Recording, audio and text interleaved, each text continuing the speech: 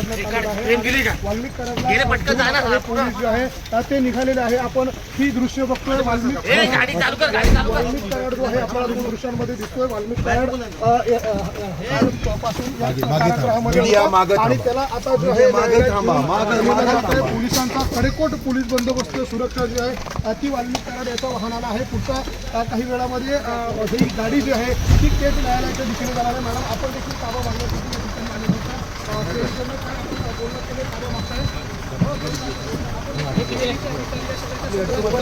पुन्हा एकदा वाल्मिक कराड यांना बघूया। त्यांना इथे गाडीमध्ये बसवण्यात आलेलं आहे आणि वाल्मिक कराड यांना घेऊन ही गाडी जी आहे ती आता पुढे निघेल आणि ही वाल्मिक कराड यांना न्यायिक कोठडी जी आहे ती देण्यात आली ती वाल्मिक कराड यांच्याशी आपण बोलण्याचा प्रयत्न करणार।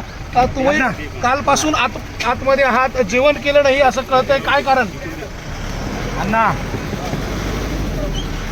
आपण बघतोय वाल्मिक कराड याला आता इथून घेऊन नेलं जातं आणि वाल्मिक कराड जो आहे त्याला आता केसच्या दाखल केलं जाणार आहे। खरं तर खंडणी प्रकरणामध्ये त्या पद्धतीनं वाल्मिक कराड याला अटक करण्यात आलेली होती आणि खंडणी प्रकरणामध्ये त्याला न्यायालयाने जामीन मंजूर होऊ शकतो।